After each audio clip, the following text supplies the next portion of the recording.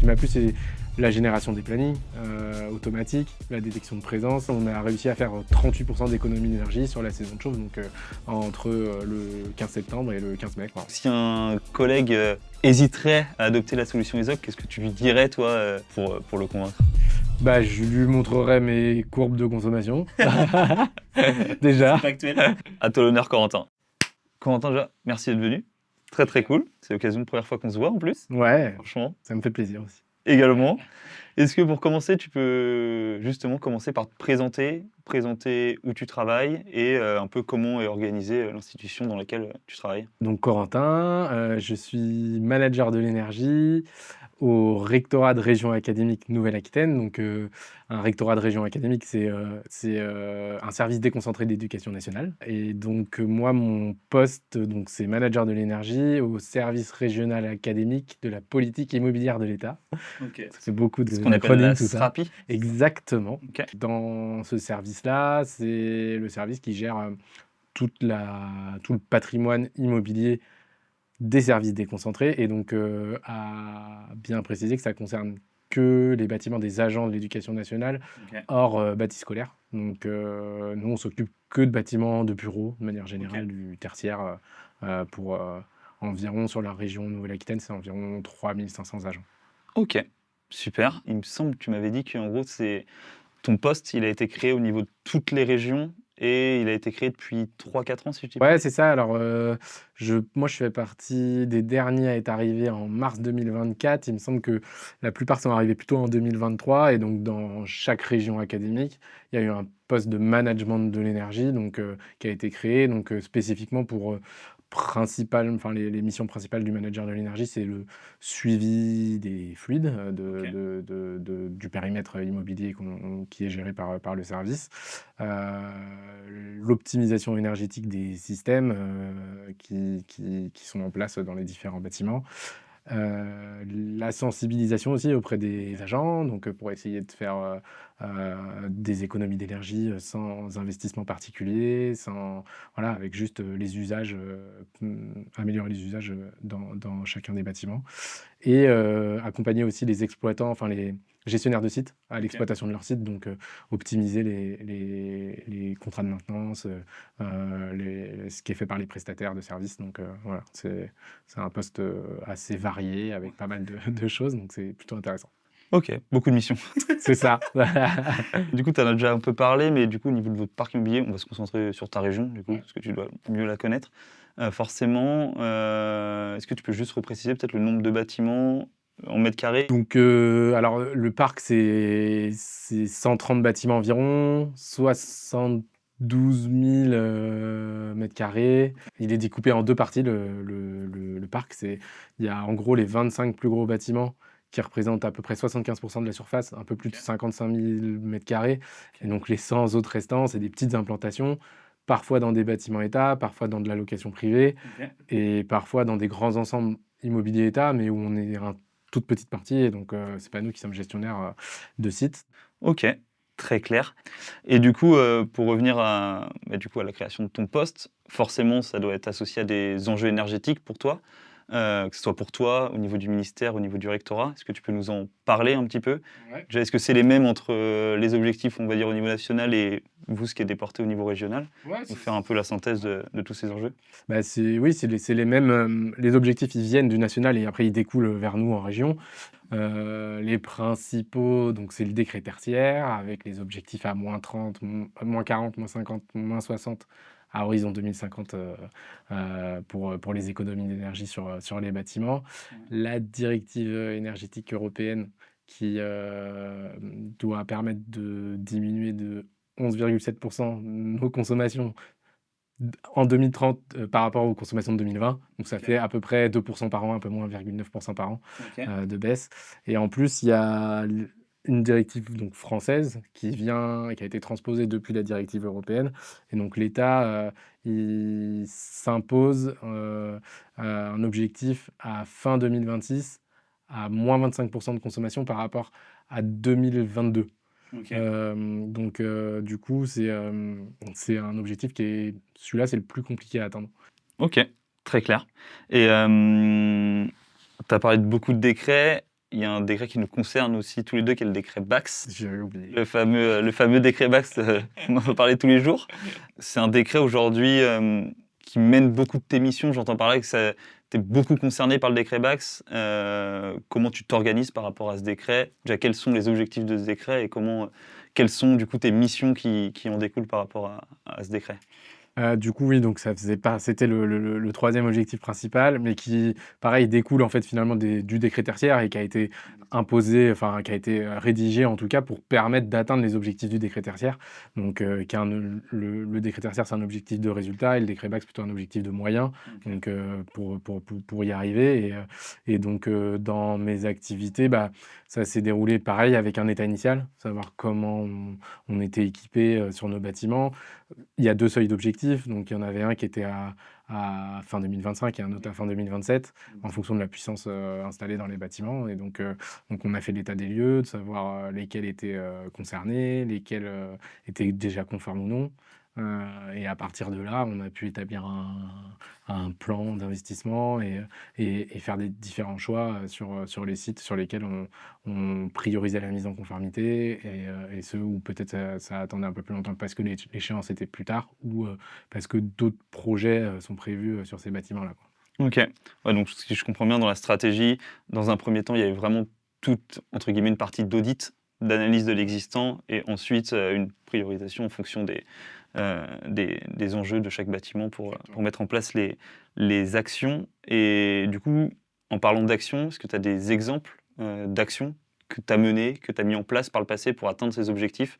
Il y a la GTB, on en reparlera après, mais il y a peut-être d'autres types d'actions que tu as mis en place sur ce type de bâtiment? Ouais, bah, sur les différents bâtiments, ouais, bah, il y a en général, nous, nos projets, ils sont aussi décomposés un peu en 2 segments, soit les rénovations globales, donc plutôt à gros budget et donc des investissements, qui embarquent, des interventions sur le bâti, des interventions sur les systèmes, et qui permettent d'arriver là, souvent, directement à l'objectif 2050 puisque OK. si on investit pas mal d'argent dans un bâtiment qu'on considère, comme, important à conserver, bah, l'objectif, c'est de tout de suite aller le plus loin possible, en tout cas, donc c'est plutôt des grosses rénovations avec, des montants, on va dire à plusieurs millions d'euros OK. et après, il y a des interventions, du coup, plus ponctuelles, soit, de mise en conformité, soit avec un objectif vraiment précis où là, par exemple, on a pu, déployer, soit des choses qui concernaient que l'éclairage, soit OK. que la réflexion de matériel, par exemple, en chaufferie, changement des pompes, déploiement, bah, forcément de GTB puisque ça va on en a fait plusieurs sur plusieurs sites, mais remplacement des luminaires, voilà, ça peut être des actions ponctuelles qui sont faites, OK. avec à chaque fois une petite étude pour être sûr qu'on est un peu dans les critères de temps de retour sur investissement, que c'est intéressant, que ça voilà, que ça vaut le coup, sur ce bâtiment et voilà donc plusieurs types d'actions ponctuelles, mais quand même avec un gros focus GTB sur pas mal de sites puisqu'il y en avait beaucoup qui étaient pas équipés et on sait que ça peut, vite, faire des gains importants et que c'est intéressant. OK, tu parlais d'une notion de retour sur investissement qui est hyper important. Pour, avoir discuté pas mal avec le public, mais c'est toi qui es sachant sur ce sujet. On parle beaucoup d'investissement quick win. Est-ce que tu peux nous en parler un peu? On sait que ça a beaucoup été poussé, au niveau national et vers vous, décentralisé en région. Est-ce que tu peux nous parler un peu de ce principe? Pourquoi il a été mis en place et concrètement ce que ça vise comme opération? Et ben, les quick wins, ouais, il a été mis en place, justement, sûrement, aussi, avec, ces nouvelles, réglementations et du coup, pareil, l'État, il a 2 segments un peu quand il finance. Il va se dire, c'est les projets de grande ampleur, avec des gros investissements, avec forcément des temps de retour qui sont beaucoup plus longs, et des projets à gain rapide. Donc, les critères dans ces cas-là, c'est donc le temps de retour sur investissement qui doit plutôt être inférieur à 8 ans, 7 ans, pour que ça soit intéressant. Il me semble que dans certains critères, ça peut monter à 10 ans, mais c'est plutôt, on essaye plutôt de viser un peu plus bas OK, ce qui est bien. et ouais, un autre critère qui est aussi souvent assez regardé dans les quick wins, c'est, le montant, investi par rapport au kilowattheure économisé. OK. Et du coup, on essaye au maximum de se rapprocher de 1, voire d'être en dessous d'1 € investi par kilowattheure économisé. OK. Et ça, c'est un critère qui est assez important à regarder puisque des fois, le temps de retour enfin, la combinaison des 2 est intéressante parce que le temps de retour, des fois, peut être peut-être un peu plus défavorable à 8, 9, 10 ans. Par contre, on a un euro investi par kilowattheure économisé très faible. Donc le temps de retour en soi, il est juste dégradé puisqu'on est sur un petit site qui consomme pas beaucoup et voilà, donc les économies en euros, elles sont pas forcément énormes. Par contre, on n'a pas beaucoup investi pour économiser des kilowattheures, donc voilà, faut bien faire la combinaison des 2. Donc en général, quand l'un est performant, l'autre est performant, mais voilà, des fois, il y a le petit critère entre les 2 qu'il faut regarder et ça reste un projet qui peut être intéressant, quoi. Ouais, parce que j'imagine ce critère, il est doublement important ou même pour toi, ça te permet de savoir que quelque chose fonctionne et qu'effectivement, comme tu disais, si tu l'appliques sur un plus gros site demain, Exactement, voilà. là, les gains seront Ouais, beaucoup plus importants. c'est ça. OK, super et tu as parlé aussi tout à l'heure et c'était intéressant, il y a toute cette partie aussi sensibilisation des occupants déjà, avant de mettre en place des actions payantes et cetera. Quand toi, tu es arrivé à ton poste et que tu as fait un peu l'audit de tous ces bâtiments, est-ce qu'il y avait, entre guillemets, des urgences à traiter, des process où tu t'es dit, en voyant comment fonctionnaient certains bâtiments, de: «Là, il y a vraiment quelque chose à faire». Tu as peut-être des exemples un peu de choses qui t'ont marqué, de consommation, de pilotage un peu aberrant dans certains bâtiments, est-ce que tu peux nous faire tes retours comme ça au moment où toi, tu es arrivé et que tu as fait un peu, cet audit global? Ouais, ouais, alors, de manière générale, quand même, moi, sur le parc que j'ai géré, il y a quand même c'était un parc plutôt en bon état. Il y avait pas mal de choses qui avaient été faites, les installations sont plutôt bien entretenues, bien gérées, voilà, il y avait déjà des choses, qui fonctionnaient. Par contre, ce que j'ai pu voir assez vite, c'est que, sur des travaux assez récents, notamment sur, de la mise en place de régules, quand les productions ont été changées, des choses comme ça, où rien avait été vraiment exploité, quoi. Ça avait été mis, en place, sur site, au moment du remplacement de la prod, par exemple, mais il se passait rien après. Ce que j'ai pu voir de manière générale, c'est souvent un manque de suivi de programme de réduit, que ce soit en soirée, en week-end et surtout quasiment jamais éteint pendant les vacances. OK. Ça, c'était un truc qu'on peut voir un peu partout et qui est assez facile à voir même en dehors de l'analyse sur le site, vu qu'on a souvent accès aux courbes de charge, issues des télérelèves, donc que ce soit en élec ou en gaz. Du coup, on peut vite voir s'il y a des réduits ou s'il y a pas de réduits. Et voilà, donc ça on a pu le voir et soit des talons élevés, soit pas de coupure et donc des consommations, assez élevées, donc sur du manque de pilotage, parce que ça a pas été paramétré. Et un dernier sujet qu'on a souvent aussi, c'est qu'il y a eu pas mal de régules d'installer, mais les 3 quarts, elles ont pas forcément, d'interface, homme-machine. Soit il y a OK. pas d'écran, OK. soit, c'était censé remonter, sur un PC quelque part et en fait, Ouais. ça a pas vraiment fonctionné, ça a pas été fait et donc du coup, c'est pour ça très vite, ça se dégrade, il se passe plus rien, et il y a pas de programme, c'est pas voilà, c'est pas utilisé et du coup, plutôt on allume et on allume, le 15 octobre et on éteint le 15 Ouais. octobre. Ouais, il y a ce passage, du coup, la facilité de gérer sans manuel et puis laisser l'automatisation, gérer. OK et ouais, du coup, c'était ça tes principales difficultés, on va dire, quand tu es arrivé, même sur les sites où il y avait de la régule, ce fait que ces régules, comme tu le disais, sont pas mises à jour, pas suivies, il y a pas d'accès à distance, donc même au-delà de la visibilité, que ce soit pour toi ou j'imagine même pour les techniciens sur le terrain, ça doit pas être évident? Ouais, ouais, exactement. C'est exactement ça. Il y a pas de vrai enfin, l'accès, il est pas facile donc tant que ça tourne et que tout le monde, est à peu près content, on s'y Oui. intéresse pas trop du coup, quoi. C'est ça, c'est au moment de la facture que c'est moins drôle des fois. OK. Si tu devais résumer la situation, du coup, avant Ezox, avant qu'on collabore ensemble sur, des sites où il y avait déjà des régulations, comme tu disais, comme on en parlait à l'instant là. Si tu devais résumer la situation en une phrase, est-ce qu'il y a quelque chose qui te vient? Ça serait quoi? En une phrase, bah, je dirais, qu'on a réussi enfin, que la solution ESSOC, ça nous a permis de vraiment optimiser l'ensemble du fonctionnement du système. Donc nous, dans notre cas, c'était du chauffage sur radiateur, mais en tout cas, oui, le mot qui serait le plus important, c'est optimisation, quoi. Parce qu'en fait, il y avait déjà l'architecture générale et pas mal de choses qui étaient présentes et il ne manquait plus que cette petite optimisation pour arriver à des vrais résultats sur nos objectifs d'économie d'énergie. Ok. Ce qui fait plus d'une phrase, je pense. C'est tr- c'est très bien.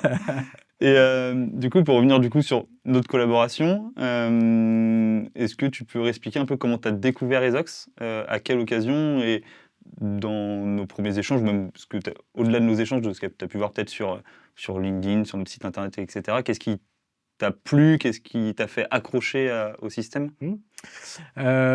J'ai découvert, je m'en souviens plus totalement. Je pense que je cherchais des choses sur internet, j'avais commencé à entendre parler des robinets connectés, donc j'ai commencé à chercher un peu sur internet ce qui se faisait et donc j'ai dû tomber sur Esox, peut-être de manière un peu au hasard comme ça, en cherchant, un Ok. peu, puisque du coup, ça fait aussi partie, je pense de mon poste, d'essayer de chercher, de Bien trouver, sûr.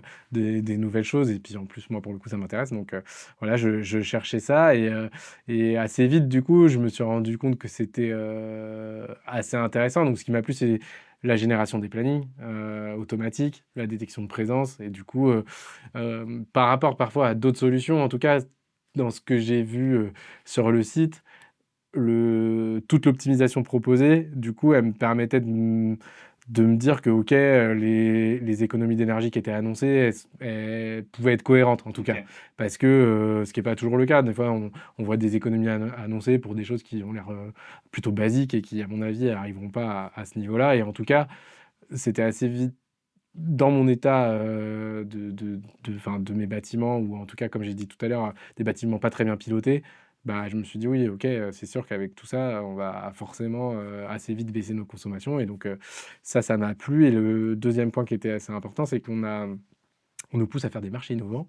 Le ministère, enfin l'État nous pousse à faire des marchés innovants et Sox avait un label, Green Tech, Exactement, ouais. Green Tech Innovation. Ouais. et du coup, ça permettait d'en plus encore plus, cocher toutes les cases puisque du Ok. coup, voilà, ça c'est un un indicateur qui est suivi, au sein Ok. du ministère pour savoir combien on a fait de marchés innovants et Ah d'accord. voilà. Toi, tu es suivi à l'année Pas sur... moi, c'est le service des achats Ok. qui s'en occupe, mais ils sont poussés aussi, sur tous les marchés qui puissent se faire, puisqu'il n'y a pas que, Ouais, bien sûr. sur le bâtiment et sur voilà, à faire des marchés innovants. Ils ont un indicateur de suivi et des remontées à faire, Ok, sur le voilà. pourcentage de De marchés travaux, de faits. marchés faits, combien ont été innovants, etc. Ok, ouais, donc le label Green Tech est quand même bien porté au niveau que ce soit les collectivités, les Ouais. institutions publiques. Ça a tout son sens en tout cas. Quitte à mettre des labels, autant derrière. Et exactement, que ça soit poussé, par l'État, ensuite, quoi. Ok. Et du coup, pour continuer sur notre collaboration, donc après nos échanges, du coup, on a décidé de faire un test, mais en tout cas, tu as décidé de faire un test sur la DSDN 79. Est-ce que tu peux nous décrire un peu le site, ses spécificités en termes de, je sais pas s'il y a peut-être du télétravail ou autre, quelle était la régulation avant sur place, avant que nous, on arrive avec notre système, et aussi, qu'est-ce qui t'a convaincu de tester Zox sur ce site et pas sur un autre? Alors du coup, donc sur la DSDN de Niort, donc c'est dans le 79, on avait, un projet du coup, d'optimisation des installations pour une mise en conformité au décret Bacs et c'était déjà inscrit dans notre programme pluriannuel d'investissement. Ce bâtiment-là, il est assez intéressant pour nous puisque du coup, il a fait, l'objet de travaux assez lourds, depuis 2016 OK. jusqu'à 2023. Donc, il y a eu, isolation par l'extérieur, remplacement des menuiseries, remplacement des chaudières. Donc il avait déjà fait l'objet d'un d'une amélioration énergétique OK. générale avec plutôt des gros montants du coup, puisque c'est des investissements qui sont assez élevés pour ces parties-là.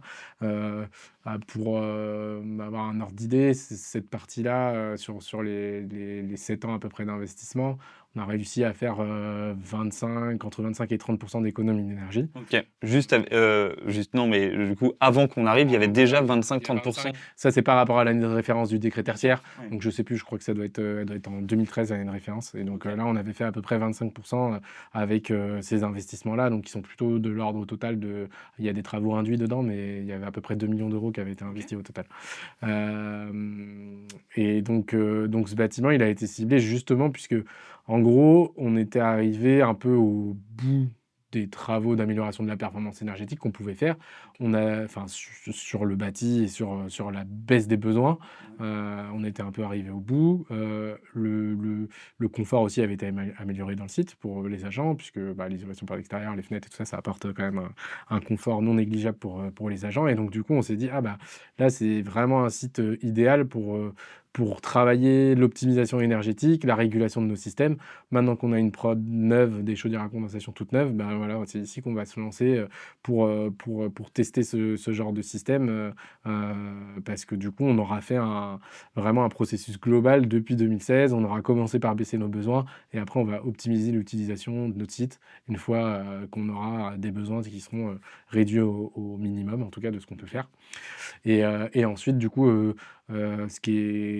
ce qui peut correspondre à l'ensemble des bâtiments, de notre, parc, c'est un bâtiment qui est utilisé, de manière, enfin avec un taux d'occupation qui peut être assez variable puisque du coup c'est un service déconcentré de l'éducation nationale, donc il y a pas mal de gens qui sont sur le terrain, qui peuvent être amenés à bouger en établissement, en formation, voilà donc on a un taux d'occupation qui peut être très variable et aussi, bah, il y a du télétravail comme dans toutes les administrations, donc pareil ça réduit, le taux de présence dans le bâtiment et c'est aussi un bâtiment encore, avec beaucoup de bureaux individuels. Donc, voilà, tout ça, ça se prêtait beaucoup à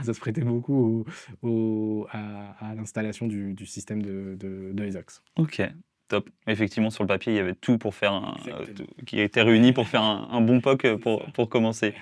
Du coup, sur la collaboration avec nous, avec ESOX, avec les équipes, de manière honnête, hein, c'est pas que je suis en face de toi que que tu dois dire que des compliments, mais comment s'est passée la collaboration avec les équipes? Que ça soit, et de manière générale, comment s'est passée, notre collaboration, j'ai envie de dire, du début du projet, aux premiers échanges, après au déploiement et derrière dans le suivi et cetera?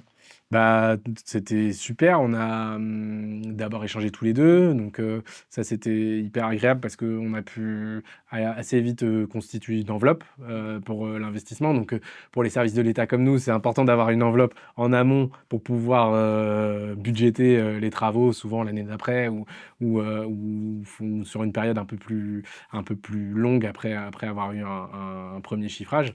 En tout cas, on est forcément, amené à prévoir en amont donc Oui, c'est vrai que c'est important ouais, pour vous, c'est toujours c'est N-1 ça. les budgets qui sont La prévus pour l'année majorité, ça va prochaine. être comme ça et du coup, le fait de pouvoir travailler sur photo, d'être guidé sur les infos dont vous avez besoin, que vous puissiez, avec les plans, des photos et quelques données sur, le bâtiment, pouvoir faire un chiffrage qui est assez cohérent et proche, de la réalité, c'est très bien. Donc ça nous a permis d'avoir l'enveloppe, donc ça, c'était parfait.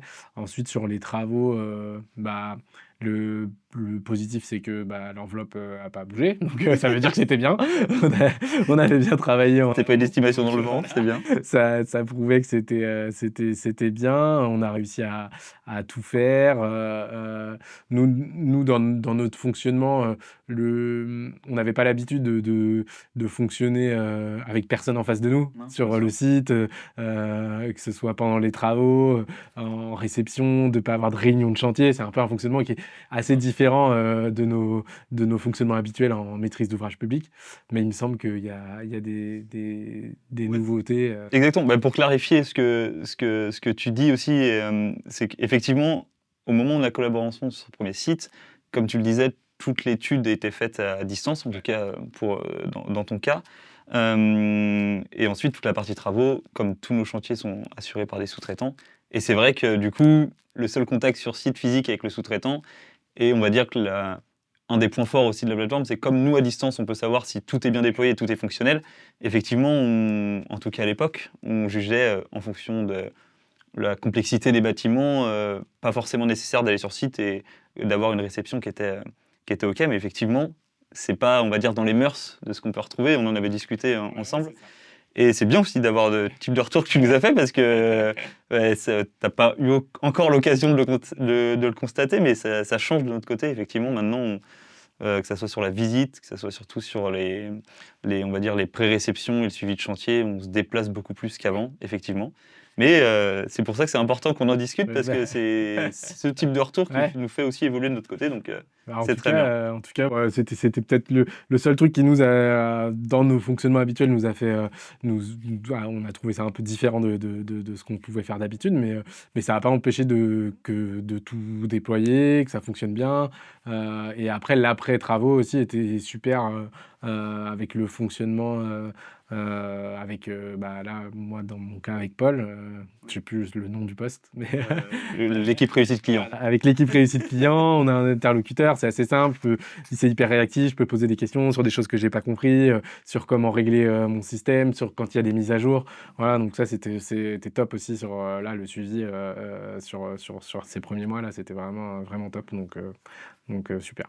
Et ça, c'est quelque chose qui t'a changé par rapport à des systèmes de GTB que tu avais pu installer autres, avant cet aspect, suivi, formation, mise à jour également? Ouais, carrément. Effectivement, il y a une notion d'abonnement dans notre Ouais. offre qu'on retrouve pas forcément ailleurs.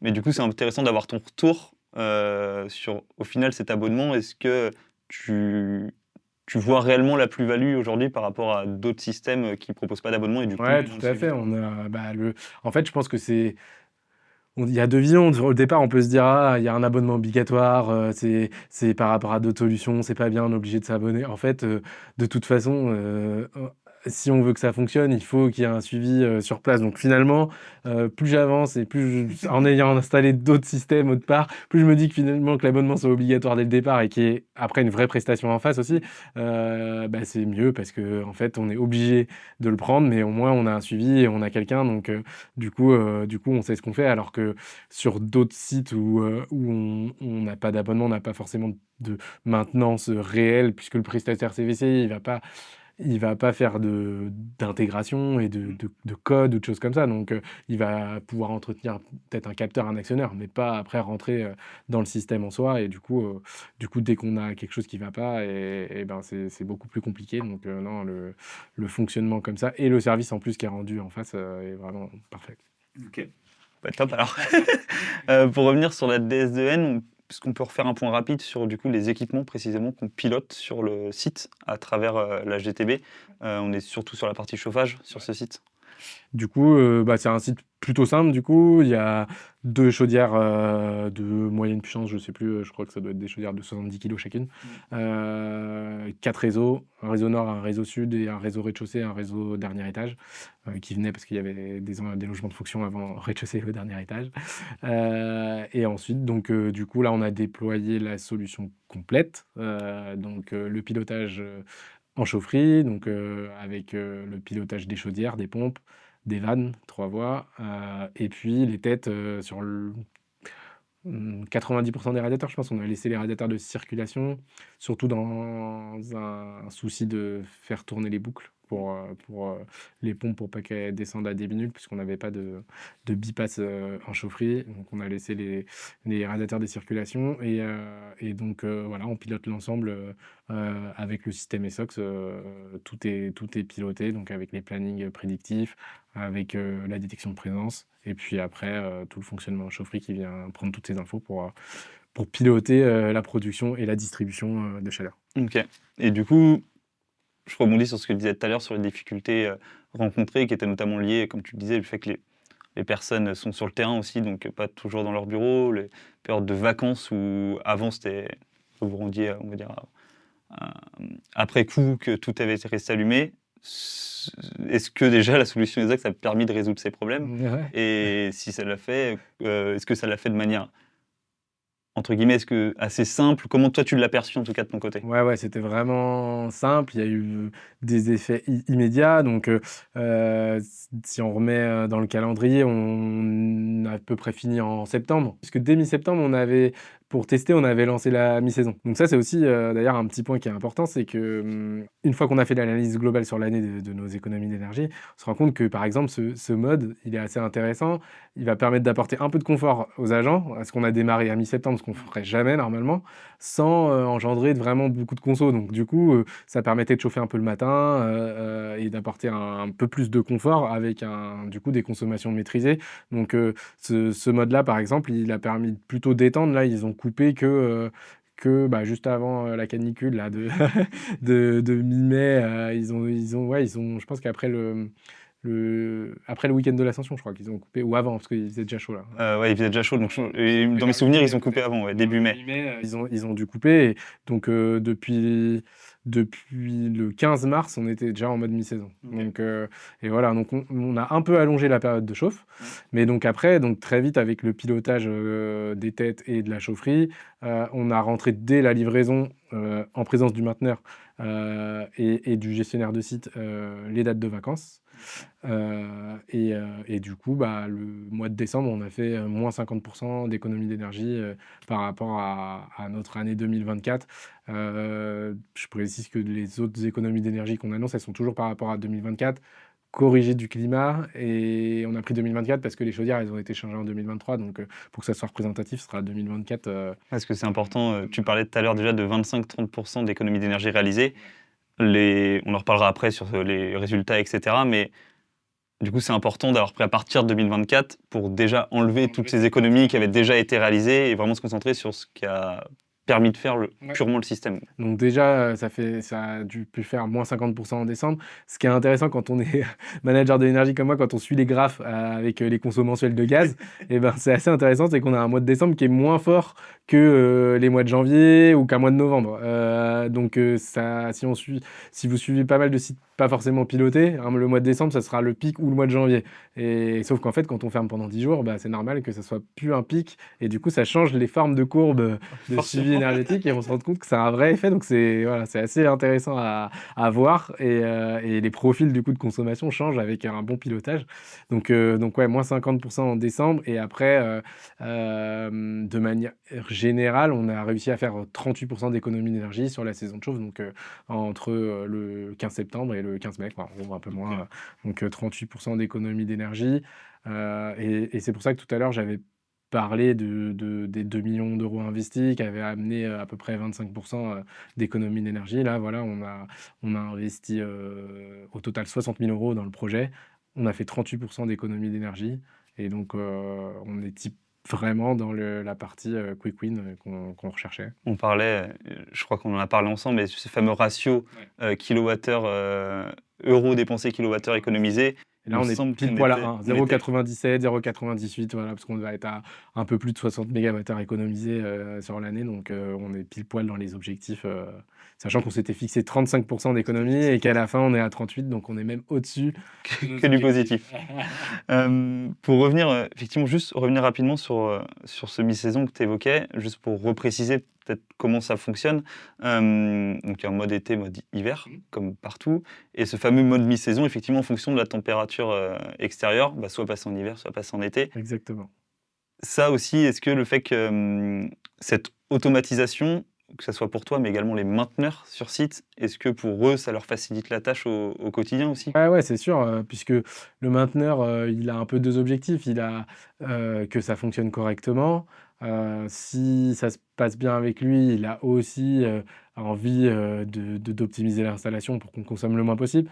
Nous, on n'a aucun contrat avec, Incitation, avec, un objectif de performance énergétique, mais voilà, avec, en bonne entente, tout le monde essaye de faire, le mieux possible pour qu'on consomme le moins et donc mais il a aussi une grosse partie, c'est, être sûr que tout le monde ait du confort dans le bâtiment et c'est là où il va être le plus embêté.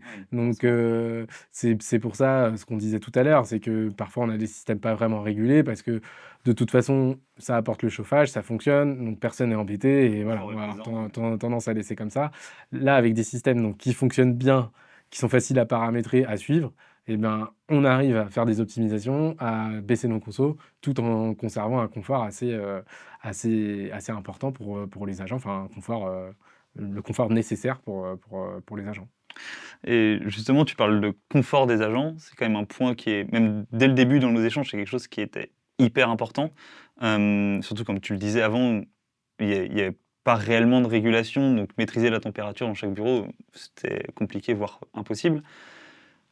Justement, une fois le système installé, comment a été accepté le système? Quel était le ressenti des collaborateurs? Voilà, quels a été les retours? Parce que j'imagine que c'est toi qui as pris la décision de le mettre en place. En cas de personnes contentes ou mécontente, tu seras en première ligne. Donc toi, comment tu l'as, quels ont été les retours et comment toi aussi tu l'as vécu de ton côté? Forcément, c'est un système, donc on vient améliorer, la régulation, donc on vient aussi la brider. Voilà, Forcément. donc avant on avait des robinets thermostatiques manuels, donc on fait ce qu'on veut, à première vue, souvent c'est pas très bien accueilli quand on arrive, que, on vient fixer une température. Alors les têtes, elles permettent d'avoir une dérogation, donc on a laissé la dérogation à plus de degrés, donc on a dû faire des concessions pour le moment, donc on est plutôt à une consigne de 20 avec la dérogation à 2 degrés. Donc on est quand même à 22 degrés dans 80% des bureaux, mais on est à 22 degrés qui se coupe à 22 degrés, ce qui était déjà pas le cas avant. Donc c'est pour ça qu'on génère quand même beaucoup d'économies d'énergie, alors qu'on a encore un peu de marge pour tout ça. En tout cas, c'est important d'écouter le retour des agents et que le système il soit bien perçu. Donc il vaut mieux faire par plusieurs étapes. Donc c'est ce qu'on a fait. On laisse plus de dérogations, des consignes un peu plus élevées pour pouvoir à terme, du coup, au fur et à mesure, par de la sensibilisation, par les échanges avec les agents, pouvoir sûrement diminuer ces consignes, peut-être enlever la dérogation à un moment, puisque du coup, tout le monde aura eu conscience que le système fonctionne bien et qu'il n'y a pas de suspicion à avoir sur en fait, il me détecte pas alors que je suis là. Voilà, donc là, on a pu montrer sur un an que ça fonctionne bien, qu'il n'y a pas trop de soucis et de questions à se poser. Et du coup, ça sera sûrement plus simple à pouvoir faire évoluer par la suite. Et je précise aussi qu'on a choisi justement aussi ce bâtiment-là, puisque un bâtiment qui a des fenêtres rénovées, une isolation par l'extérieur, on disait, il est beaucoup plus confortable, moins soumis du coup aux variations de température extérieure et aux ressentis de parois froides pour les agents quand ils sont proches des murs, proches des fenêtres. Donc c'est aussi pour ça ça fait partie de nos critères de choix, puisque c'est plus facile d'aller imposer et de venir réguler et un peu brider les consignes sur des bâtiments comme ça, puisqu'on sait que le reste du confort est apporté et fonctionne bien, quoi. Alors qu'un bâtiment pas isolé avec des fenêtres qui fuient, forcément, c'est pas par là qu'il faut commencer, quoi. Ok, non mais très clair, c'est bien d'avoir ces retours parce que effectivement on le voit que ce soit les occupants avant, comme tout, que ce soit la GTB ou même d'autres systèmes, quand quelque chose de nouveau vient brider ta liberté d'avant, forcément, mais c'est bien d'avoir de retour et de voir qu'avec le temps, l'acceptation se fait. Et comme tu le dis, je pense que c'est important d'y aller par étapes. Ouais. Et surtout, il y a quand même des économies d'énergie, donc c'est le principal. Il y a un point que je trouvais important et que j'aimerais avoir ton avis là-dessus, c'est toi, t'es pas dans le bâtiment aujourd'hui. T'es pas dans le bâtiment, qui est peut-être de passage de temps en temps, mais en tout cas, c'est pas ton bureau n'est pas dans ce bâtiment. Et du coup, comment tu perçois l'impact de la solution? Comment tu arrives à suivre quand même ce que tu as pu installer sur le site? C'est là que joue le rôle de la supervision à distance, mais comment toi tu le ressens de ton côté? Alors, j'ai la chance là-bas d'avoir une gestionnaire de site hyper impliquée. Donc, qui a pu aller faire des tests sur des radiateurs, regarder le matin, toucher, voir il s'est lancé à telle heure, et que je puisse vérifier en même temps, moi, en parallèle sur la supervision, si on arrivait à être d'accord, que ça correspondait. Et d'ailleurs, il me semble que c'est comme ça qu'on a décelé un problème, Effectivement, sur une mise à jour des SOX. effectivement, C'est surtout grâce à la gestionnaire de site, hein, qui a remarqué sur le que terrain. entre ce qu'on avait rentré et ce qui se passait sur place, ça correspondait pas. Et du coup ça, pareil, c'est quelque chose qui est hyper appréciable, du coup, d'avoir quelqu'un sur place qui est hyper intéressé par le système. Alors pour le coup, elle n'accède pas à la supervision et du coup, on s'est bien réparti les choses. Elle est vraiment sur place, sur le radiateur, parce que c'est aussi elle qui reçoit les retours des agents en direct. Donc s'il y a un souci, c'est elle qui vont voir. Et du coup, après, on fait le lien et moi, je regarde. Et du coup, avec le terrain et la supervision, bah, on arrive à avancer et à trouver s'il y a un problème, qu'est-ce qui se passe, est-ce que non, bah, en réalité, il n'y a pas de problème. Quand on suit la courbe de température, ça a l'air de fonctionner. Et au niveau de la supervision, parce que les supervisions de GTB, j'imagine que tu en as déjà vu plein, tu en as déjà eu plein entre les mains. Au niveau de la supervision ESOX, toi, quel a été ton retour sur, on va dire, la simplicité de prise en main, sur la fluidité, l'ergonomie, bref, sur la supervision aujourd'hui. Je sais pas quelle fréquence tu l'utilises aujourd'hui, la supervision. Bah, les 3 premiers mois, je l'utilisais tous les jours. Là, c'est plus variable. J'ai J'ai presque enfin, en ce moment, j'y vais pas beaucoup moi, hein, parce que bon là, on a arrêté le chauffage, mais même à partir de janvier, février, c'est programmé. Je sais que ça fonctionne. J'ai pas forcément de retour. Je peux aller regarder, je sais pas, une fois par semaine, voir s'il y a pas un défaut, s'il y a pas quelque chose. C'est aussi mon poste qui veut ça. Du coup, je suis pas non plus en première ligne tout le temps, donc j'ai pas forcément besoin d'y aller tout le temps maintenant que ça roule et donc il y a le mainteneur qui y va quand il vient sur site, quand il a des choses à faire. Si, la gestionnaire lui demande de modifier quelque chose et tout, il a accès et il le fait.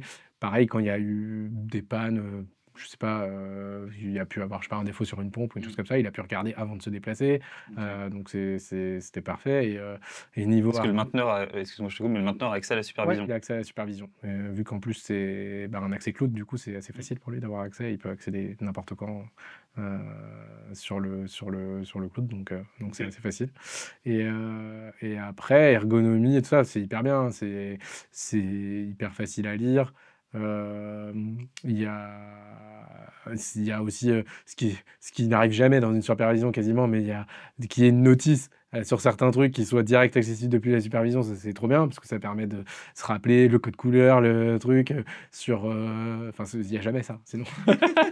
Il y a pas de notice avec, avec C'est clair. les 3/4 des autres supervisions donc ça c'est plutôt bien et à conserver et vraiment c'est un vrai plus du coup pour n'importe qui viendrait se mettre dedans, voilà et après, non c'est vraiment simple, les graphiques, les choses à aller regarder. C'est pour le coup, c'est assez technique, hein, donc Mmh. faut quand même se mettre, dedans. Quand on regarde les graphiques par pièce, il y a beaucoup de données, donc ça veut pas dire que c'est facile. Ça veut dire que il y a toutes les infos, c'est bien fait et par contre, bah, si on veut aller loin dans l'analyse des données, faut quand même, se mettre dedans. Forcément, forcément. Et après, tu as Paul pour t'aider si jamais, C'est ça, si c'est jamais. ça. Paul ou l'équipe réussit le client, mais dans ton cas, c'est Paul. Et du coup, je suis curieux, est-ce que tu disais que le mainteneur utilisait la plateforme, est-ce que lui, il t'a fait des retours sur la plateforme en tant que telle, ou est-ce qu'il t'a, je sais pas, dit ah, ça me, entre guillemets, moi ça m'aide parce que j'ai pas besoin d'aller sur site pour parfois pas grand-chose, je gagne du temps, ou ne cesse, ou peut-être qui t'a dit que c'était pas ergonomique, mais est-ce que tu as eu des retours Non, de... non, on n'a pas je suis pas rentré dans le détail sur l'ergonomie et tout ça, mais par contre, il était, bah, ravi, de la programmation qu'on a mis en place, au départ. D'avoir vu que ça avait fonctionné, on a eu pas mal de problèmes de pompe, sur des pompes qu'on avait remplacées, donc ça, il a pu le voir, avant de venir, en fait, parce que la gestionnaire de site, elle sait pas forcément que c'est, un problème qui est lié à la pompe. Elle sait que, bah, il y a plus de chauffage à tel niveau ou à tel endroit et donc lui, avant de venir, il sait que c'est un problème de pompe, donc il peut savoir que, bah, il faut que je prévoie telle chose avant de venir. Il sait aussi que des fois, c'est pas très grave, mais que du coup, il faut venir assez vite, parce que, c'est juste disjoncté, il va falloir, remonter le disjoncteur, la pompe elle va se relancer, ou il y a un peu d'air, il va falloir trouver où purger. Voilà, ça lui permet de faire une espèce de pré-diagnostic avant de venir, donc ça l'aide et puis, après, alors ce qui n'empêche pas de venir sur site pour, couper le chauffage, mais, Bien sûr. contractuellement, ils ont 2 ou 3 jours, je crois, pour venir, à partir de la demande. Là, il peut le faire direct sur la GTB et venir après pour arrêter des choses dans l'armoire ou des choses comme Oui. ça après, Et et puis puis déjà sans mettre des modes ça dégradés à ouais, distance et que ça voilà. fonctionne. Donc ça, c'est vraiment, je pense que ce qu'il a apprécié et ça ne peut que l'aider sur le suivi, de son installation, quoi. C'est ça. Mais il faut le signaler quand même, c'est toujours agréable de travailler avec des mainteneurs, dans ton cas sur ce site, qui mettent aussi la Ouais, main à la pâte et ouais, qui sont carrément. OK Ouais, pour utiliser d'autres systèmes que eux n'ont pas forcément ouais. installés, ou choisis en tout cas dès le début. Et pour revenir sur les résultats, on en a déjà un peu parlé. Du coup, on était à 38%, ça par rapport à 2024, C'est ça. comme tu le disais. Hem, de ton point de vue, du coup, pourquoi, déjà, est-ce que tu as eu l'occasion de comparer ce système, du coup, qu'on a installé de GTB prédictive à des systèmes de GTB plus conventionnels, plus standards, avec des plannings fixes. Et quelle a été ton analyse est-ce que tu as pu comparer les économies d'un système à un autre Est-ce que tu as des chiffres un peu J'ai là-dessus? pu le faire, parce qu'on a installé une GTB, on va dire, plus classique, donc sans tête connectée et sans planning prédictif du coup, OK. à Poitiers, au rectorat de Poitiers OK. et donc c'est assez intéressant pour le coup aussi, hein, puisque là, donc à Niort, on a fait 38 d'économie d'énergie. À Poitiers, on a fait 18, OK. à peu près, en moyenne, là, sur la saison de chauffe. Donc c'est plutôt Ce qui est intéressant. c'est un bon résultat, hein. Ça reste un bon résultat. On a, pour le coup, là-bas aussi, on a un très bon temps de retour puisque c'est beaucoup plus gros. OK. Et donc 18% de beaucoup, ça Mmh. fait beaucoup. Forcément. Et et on sait qu'avec l'échelle, l'investissement d'échelle, voilà, c'est pas parce que la surface est multipliée par 2 que l'investissement est multiplié par 2. Souvent, c'est plutôt le ratio diminue. Donc on a des bons temps de retour aussi sur ces installations-là. Mais on n'atteint pas à 38%. Donc effectivement, on se doute bien que la marche restante, elle est dans ce genre d'installation avec du planning par pièce, prédictif ou non, mais même déjà d'avoir une notion de planning vraiment sur des zones réduites, ça peut être intéressant. Voilà, donc on a pu comparer ouais, deux systèmes. J'ai même fait une autre installation beaucoup plus petite où là, on a juste mis des robinets thermostatiques. Il n'y avait OK. pas de robinet thermostatique. Donc ça, c'est un endroit où on est plutôt aux alentours de 10% OK. d'économie d'énergie. Donc c'est assez intéressant. On voit, on a 10% d'économie d'énergie dans le cas des robinets thermostatiques. Mmh. 18, une GTB générale, où là, on fait de la programmation horaire générale par circuit quand même. Donc, c'est découpé en 2 façades de bâtiment, on va dire. Et après, la partie SOX, où là, on est monté à 38. Donc, du coup, j'imagine que ça démontre bien toute l'utilité de la solution.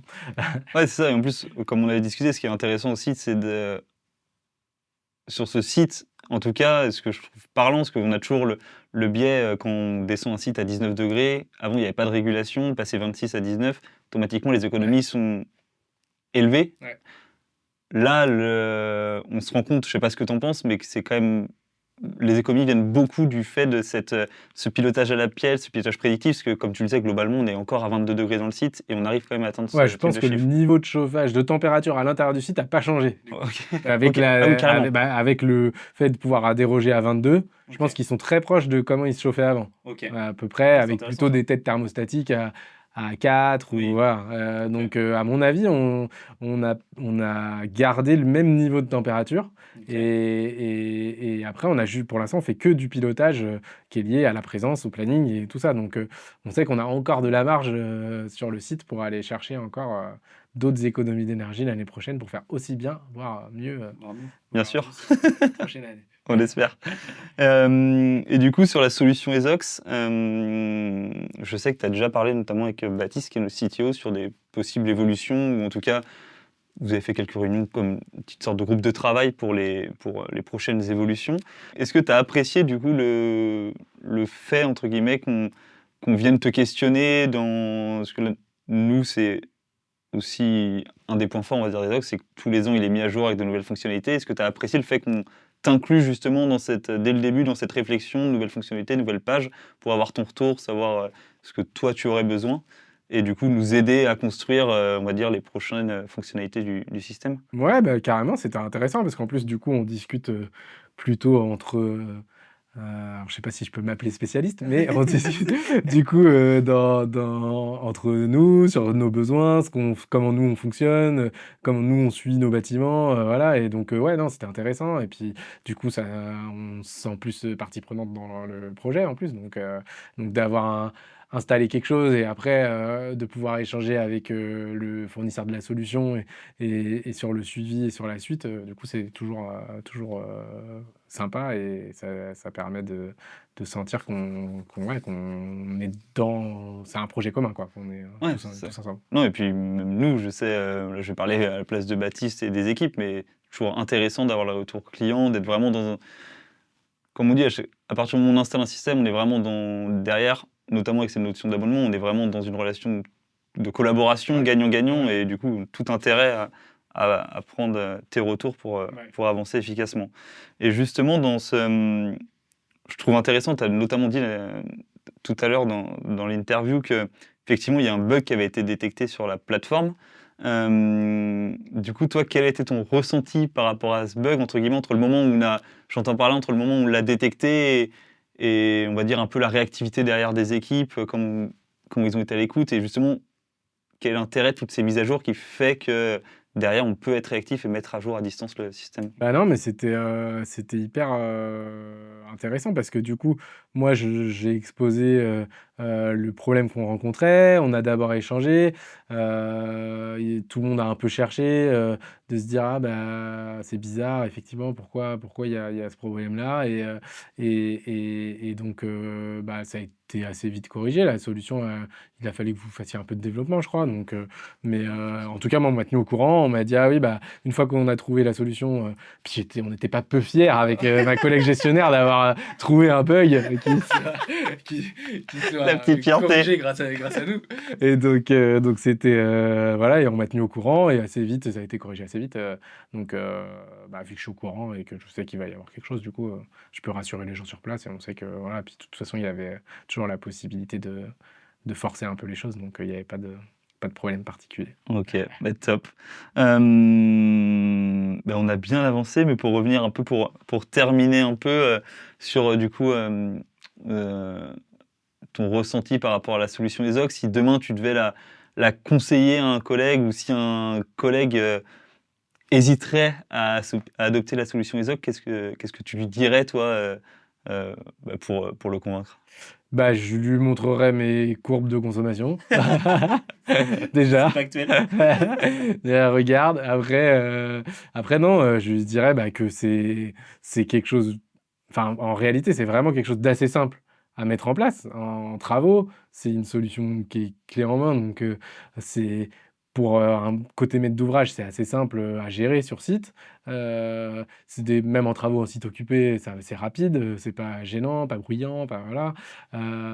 Et après, on a un vrai, gain, surtout sur des bâtiments qui sont pas pilotés. Je pense que là, il faut même pas hésiter du coup, qui sont mal pilotés ou pas pilotés. Si on a déjà quelque chose de déjà assez poussé, forcément le gain sera moins élevé puisque, quand on part de très bas, voilà, on a des gains qui sont plus élevés. Mais en tout cas, voilà, je dirais que, bah, il prend aucun risque à installer la solution et qu'il verra assez vite que c'est bénéfique pour lui, pour les agents, et du coup, toutes les possibilités de réglage, qui sont possibles, bah, permettent d'être sûr que, on trouvera le fonctionnement qui conviendra à tout le monde, et qui permettra, et générer des économies et d'apporter le confort et donc d'avoir la sensation du travail bien fait. Ok. Et du coup, toi, maintenant, du coup, avec la réussite de ce premier site, comment tu envisages la suite avec Ezox aujourd'hui? Et ben, après c'est l'argent, le nerf de la guerre, donc Nerf de la guerre. c'est Petit message au ministère pour l'année prochaine. c'est ça, donc en fonction des financements, on peut jamais savoir exactement, ce qu'on arrivera à faire sur les sites, mais en tout cas, on a déjà d'autres sites, identifiés. Donc par exemple, un autre site qui est assez similaire à la DS2 N79 qui pourrait, se prêter à cette solution, et du coup, enfin, on sera intéressé du coup pour la déployer aussi. Donc il y a vraiment une possibilité d'en faire d'autres, et après, si ça s'étend à d'autres systèmes, plus ça s'étendra à d'autres systèmes, plus Essox reviendra dans la course sur plus de solutions dans nos bâtiments, voilà, c'est assez varié. Même si je sais qu'il y a déjà beaucoup de choses, bah, voilà, Oui, tu parlais des ventiloconvecteurs, radiateurs électriques. voilà, si on arrive à traiter, plus de systèmes différents en même temps, bah, du coup, on sera sûrement aussi, amenés à retravailler sur ces sujets-là, quoi, ensemble. Ouais. Et c'est vrai que ces systèmes, on les pilote aujourd'hui avec le GTB, comme j'avais pu te le montrer. Mais oui, du coup, tout l'aspect prédictif, on va dire dans l'histoire des docs, va arriver petit à petit. Et on espère bientôt en 2027, le pilotage de tous les systèmes de chauffage. Et ben, j'attends ça avec impatience. Mais c'est parfait. Merci beaucoup, Corentin, en tout cas, pour cette interview. Et en tout cas, c'était un grand plaisir de Plaisir de faire ça avec toi partagé. aujourd'hui. Oui, mais surtout d'avoir collaboré ensemble sur ce premier site. De même. Merci.